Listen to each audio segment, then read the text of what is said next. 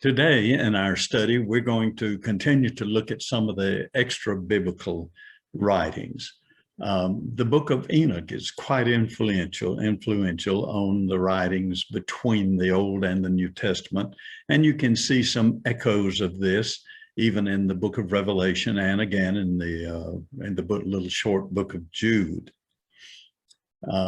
I'll be sharing some of this with you because I hear the book of Enoch mentioned fairly often in discussions about the Bible and angels and end times and that sort of thing. So let's sort of walk through some of what Enoch says about angels. The book begins with a dream, a vision that Enoch has in which he is asked to intercede for the watchers of heaven. And that is the angels, those who left their heavenly home to commit iniquity with the daughters of men, as we find it there in the book of Genesis. And Enoch is asked to write out a petition that these fallen angels make, that they can be reinstated and so forth. And then he awaits the answer, and a lot of things happen during that time. And the answers to his petitions come in a series of visions, and that text seems to be corrupted. The copies that we have are incomplete. There's a lot of confusion. But the petition that Enoch writes on behalf of these fallen angels is rejected by God. And so he declares in this book the doom of those angels who have rebelled. It's a doom that he sees in his visions. The final words of the message that he is told to give these fallen angels is this: you have no peace. Then we find accounts of journeys that Enoch undertakes. He is conducted by angels of light. He goes through earth, even down into Sheol. And then after that first journey, we get a list of the archangels, and they are 7 in number according to the book of Enoch. And then when we come to the second journey, we see a description of the place of torment of these fallen angels. This place, says Enoch, is the prison of the angels, and here they will be imprisoned forever. And then he tells us how Michael, he says, translated my spirit into the heavens. Is similar to what we have in chapter 4 of the book of Revelation, where John is transported in a vision. And he says, Enoch says, I saw a structure built of crystals, and between the crystals were tongues of living fire. And he sees streams of living fire that are like a belt around the house, this heavenly house. And then he says, around about them were seraphim and cherubim and orphanim. And we're not sure about this orphanim. These are those who sleep not and guard the throne of his glory. And he says, I saw angels who couldn't be counted, 1,000 thousands and 10,000 times 10,000. And Michael and Raphael and Gabriel and Phanuel and the holy angels who are above the heavens go in and out of that house. And he speaks of how they come forth from this heavenly house. And with them is the head of days, God himself. His head is white and pure as wool, his raiment indescribable, and I fell on my face.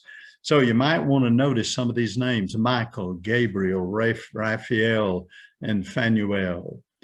These are among the chief angels. Now, the only archangel that is mentioned in the New Testament is Michael. Milton calls Gabriel in some of his epic poems an archangel also. Jewish tradition lists 7 of these archangels. And in First Enoch, in chapter 20, they're named. Enoch says, here are the names of the holy angels who watch. Uriel, God is light, one of the holy angels. He's over the world and over Tartarus, the realm of the dead. Raphael, he's one of the holy angels who's over the spirits of men. Raguel, the terrifier. He's one of the angels who takes vengeance on the world of the luminaries. The unseen spirits of the air is the way Paul described them. Michael, he is set over the best part of mankind, over the people of Israel, and over the church, according to many commentaries. And Michael is told to bind Azazel, and he is over all the chaos of the world. Sarakiel is one of the seven. He's set over the spirits who seduce spirits to sin.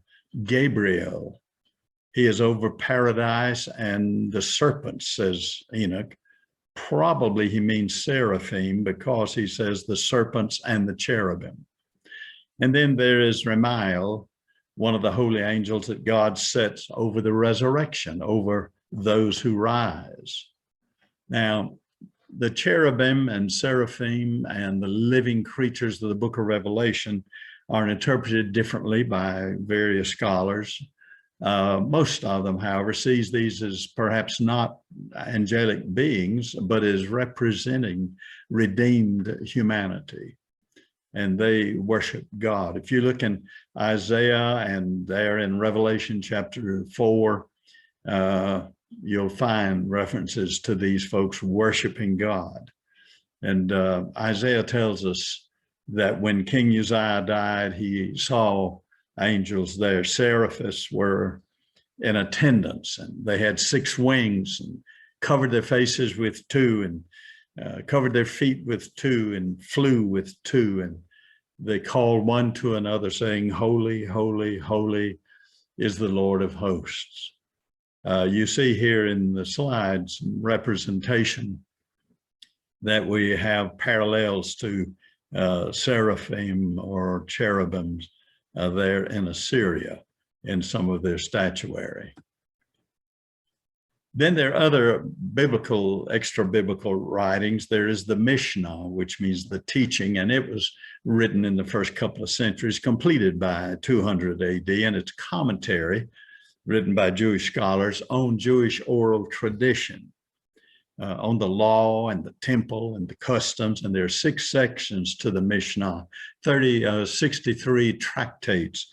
I guess we might call them chapters, though they're longer than that, written in Hebrew. And the Gemara and the Mishnah make up the Talmud. You often hear references by scholars and so forth to the Talmud, written around 300 to 400 AD. And there are 2 Talmuds, the Babylonian Talmud and the Jerusalem Talmud. The Babylonian Talmud has 37 of those big, long chapters, and it's mainly biblical exegesis of the Old Testament. The Jerusalem Talmud centers more on the law and keeping it and all the rules. Then there's the Midrash, that's commentary by the writers of the Mishnah in those 1st and 2nd centuries. And that's where we get a lot of information about the Gospels and life in the 1st century in Jesus' time. The most famous of these commentaries in the Midrash is Midrash Rabbah, which is a line-by-line exegesis of the Old Testament, Genesis Rabbah and Exodus Rabbah, and so forth. And according to the Talmud, the 3 angels that visited Abraham, you remember in Genesis 18, right before the destruction of Sodom and Gomorrah, those 3 angels, we're told, are Michael, Gabriel, and Raphael. And in Jewish tradition, we find that each angel has a tablet on his heart on which his name and the name of God is inscribed. And that's why so many of these names of the angels, Gabriel and others, end with El, which is a name for God. And that's based upon, the Jewish writers say, upon one of the Psalms, the Lord dwells in them. Michael and Gabriel and Raphael and so forth. And they get their name in accordance with the message that they are to give to wherever they're sent. And no single angel can carry, we're told, more than one message, and nor can 2 angels just do one message. And so what we find, the three angels that came to Abraham in the Mishnah and in the other traditions, we find that Gabriel, he was the angel of heavenly vengeance. And so his task was to overthrow Sodom. Michael, the guardian angel of Israel, brought the tidings of the birth of Isaac to Abraham. And Raphael rescued Lot. And we're told that Michael to the right and Uriel to the left, Gabriel in front and Raphael behind the throne are stationed on the four sides of heaven. Important angels. Now, in Jewish thought, we also see that angels were thought to be the guardian of nations. And you find in the book of Daniel that, again, Daniel is one of these apocalyptic writings, like the writings between the Old and New Testament and similar to the book of Revelation, which would also be considered an apocalyptic writing. Each nation seems to have a guardian angel or a prince of that nation. And you find in the book of Enoch in chapter 89, 70 shepherds who are the guardian angels of 70 nations over whom Michael, as Israel's angel or Israel's prince, he is set as the ruler over these 70. And so with those 71 angels or princes of the nations, God sits in council and holds judgment over the world according to the book of Enoch in its Hebrew form. So let's sum this up on the organization. I think we can say angels are presented as being innumerable. There are archangels who head up the group of angels. There's 7 in Jewish tradition, but only one Michael is called an archangel in the Bible. The cherubim, the seraphim may be symbols of redeemed humanity, not actual angels, but that's simply what some folks think. Others think they are indeed angels. And according to Jewish tradition, there seem to be 70 angels set over 70 nations in this apocalyptic tradition. Now let's look at one of those difficult passages to interpret dealing with angels. There in Genesis chapter 6, verses 1 through 4, you'll see it on several of these slides. Let me read it just on this one.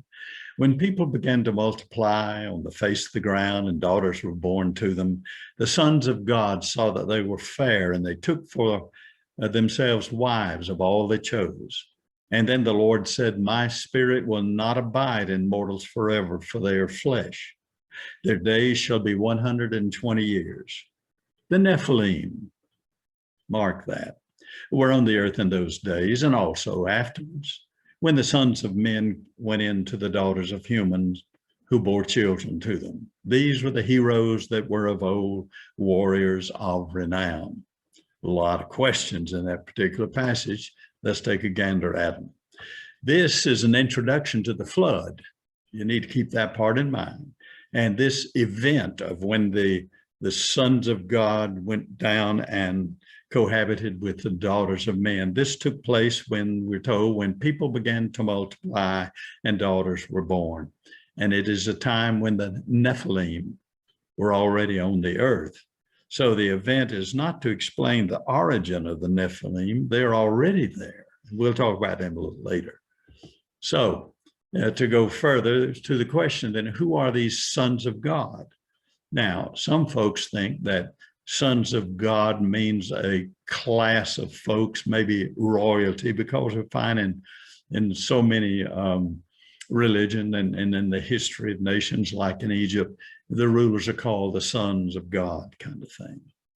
Another view is that these sons of God are angels who have fallen and been tempted, and you see that as you look in passages in Job and Daniel. Then there is a third idea that these are the godly men of Seth's line. And if you look at Genesis chapter 4, as I have it here, you'll find, that you have the various children of Adam and Eve, and Cain goes astray, and we see the line that he began, and they're all listed in what they do. And then at the end of the Adam and Eve have another son called Seth, And we find at that time in verse 26, at that time, men began to call on the name of the Lord. And Seth had a son named Enosh, and that may well be tied into the writing of what we call the book of Enoch. So these may be godly men of Seth's line, these sons of God. They may, on the other hand, be angels, or they may, on the other hand, be royalty, so to speak. So who are the daughters of men with whom these sons of men are tempted and produce children? Well, some folks, some scholars say these are probably girls of a lower class. Some say they're just human girls in general. Some say they are the daughters of the wicked folk, Cain's line, the Cainites, you see, again, in that 4th chapter. You might want to read that carefully. So what was, quote, the event when they came to earth? And was this seduction of angels or whomever? Was it rape? Was it marriage? There's no indication that it was such. It seems to have had the approval of the girls, or at least of their parents. There's nothing much said. There's no mention in this account in Genesis 6 of punishment of the angels either. We get the angel punishment in Jude, and in 2 Peter we have reference. Let me read you those couple of paths. Interesting. The angels that kept not their first estate, but left their own habitation, says Jude, he hath reserved in everlasting chains under darkness, unto the judgment of the great day, even as Sodom and Gomorrah and the cities about them in like manner, giving themselves over to fornication and going after strange flesh, are set forth for an example, suffering the vengeance of eternal fire. That's the reference in Jude to some of these kind of things that we find in Enoch. And then in 2 Peter, which is very similar to Jude, for if God spared not the angels that sinned, but cast them down to hell and delivered them unto chains of darkness to be reserved unto judgment. So there is, while it's not in Genesis punishment, there is punishment connected with the habitation of the sons of man and the daughters of men. Here is what Enoch says about that. And it came to pass when the children of men had multiplied, that in those days were born unto them beautiful and comely daughters. And the angels, the children of the heaven, saw and lusted after them, and said to one another, come, let us choose us wives from among the children of men, and beget us children. And Simjaza, who was their leader, said to them, I fear you will not indeed agree to do this deed, and I alone shall have to pay the penalty of a great sin. And they all these rebellious angels, answered him and said, let us all swear an oath, and all bind ourselves by mutual oaths, not to abandon this plan, but to do this very thing. Then swear they all together, and bound themselves by mutual oath upon it. And they were in all 200, who descended in the days of Jared on the summit of Mount Hermon. And they called it Mount Hermon because they had sworn and bound themselves by mutual oaths upon it. And these are the names of their leaders: Samlazaz, their leader, Arakbala. These are their chiefs of 10. So they were divided up. Each of the 2 leaders there had apparently 10. And all the others together with them took unto themselves wives, and each chose for himself one, and they began to go into them and to defile themselves with them. And they taught them charms and enchantments and the cutting of roots, and made them acquainted with plants. And they became pregnant, and they bore great giants, whose height was 3,000 ells, who consumed all the acquisitions of men. And when men could no longer sustain them, the giants turned against them and devoured mankind. And they began to devour one another's flesh and drink the blood. And then the earth laid accusations against the lawless ones. And Azazel taught men to make swords and knives and shields and breastplates, and made known to them the metals of the earth and the art of working them, and bracelets and ornaments, and the beautifying of the eyelids, and all kinds of costly stones. That's an interesting passage. And there arose much godlessness, and they committed fornication, and they were led astray and became corrupt in all their ways. And as men perished, their cry went up to heaven. And then Michael and Uriel and Raphael and Gabriel looked down from heaven and saw much blood being shed upon the earth, and all lawlessness being wrought upon the earth. And they said to one another, the earth made without inhabitant cries up to the gates of heaven. And now to you, the holy ones of heaven, the souls of men make their suit, saying, bring our cause before the Most High.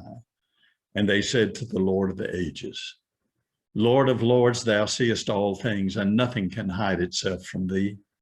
Thou seest what Azazel hath done, who hath taught all unrighteousness on earth, and revealed the eternal secrets which were preserved in heaven, which men were striving to learn.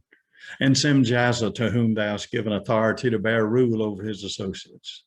And they've gone to the daughters of men upon the earth, and have slept with the women, and have defiled themselves, and revealed to them all kinds of sins. And the women have borne giants, and the whole earth has been filled with blood and unrighteousness. And now behold, the souls of those who have died are crying, and thou dost say nothing to us what we are to do to them in regard to these. Then said the Lord Most High, the Holy and Great One, he spake and sent Uriel to the son of Lamech, and said to him, go to Noah and tell him, hide thyself, and reveal to him the end that is approaching. The whole earth will be destroyed. A deluge is about to come. And the Lord said to Raphael, bind Azazel hand and foot, and cast him into the darkness, and make an opening in the desert, and cast him therein, and place upon him rough, jagged rocks, and cover him with darkness, and let him abide there forever, and cover his face that he may not see light. And on the day of the great judgment, he shall be cast into the fire, and heal the earth which the angels have corrupted, that all the children of men may not perish through the secret things that the watchers have disclosed, and having taught their sons. And the whole earth has been corrupted through the works that were taught by Azazel. To him ascribe all sins. A whole lot of some of this Jewish tradition you can see echoes of in the Gospels. The demons and the places in the earth where the demons, such as the pigs, they fly off of the cliff. You remember when Mark's talking about the demoniac, and they go into the sea. That's one of the places where there's an opening into Hades, according to tradition. And so we find, again, just more of that, and how we're told at the end, the angels are bound as well as the wicked until the great day of judgment. And these seducers, these angels who seduce the women, who create chaos and evil there among the children of men. The leader is Azazel. He is seen, according to another version, the angel who is the leader of these sons of God is Samhazi, and they all receive punishment for their debauching of women and the things that they taught men. And he describes the place where they are punished. And if you want to read more carefully, I have given you here on this slide even more about the description. It seems that Enoch delighted in describing the punishment and the destruction that these angels face. And so we find that the punishment of the women, we're told the women also of the angels who went astray shall become sirens. And we find these women who lure men to destruction in many forms in literature, so on.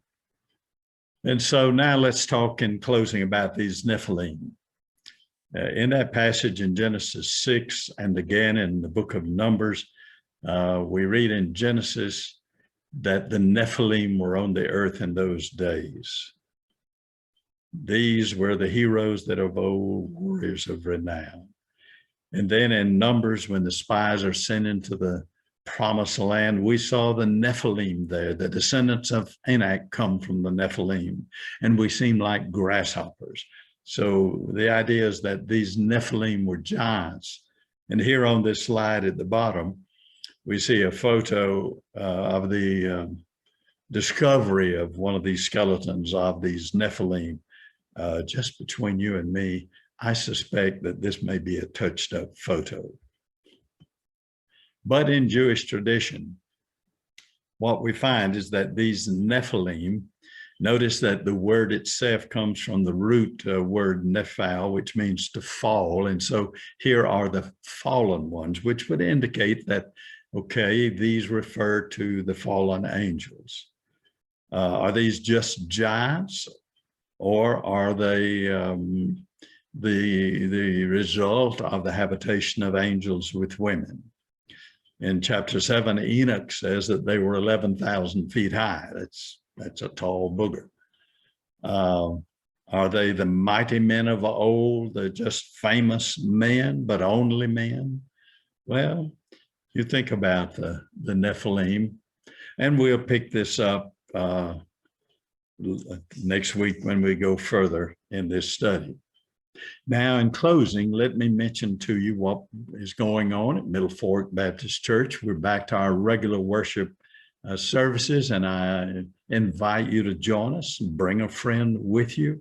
The sermon this coming Sunday is dealing with another of the biblical heroes, Abraham. No easy faith. Now let's bow our heads in prayer. Now may the God of peace, who brought back again from the dead our Lord Jesus Christ, the great shepherd of the sheep, through the blood of the everlasting covenant, make you perfect in every good work to do his will, working in you that which is well-pleasing in his sight, through Jesus Christ, to whom be glory forever and ever. Amen.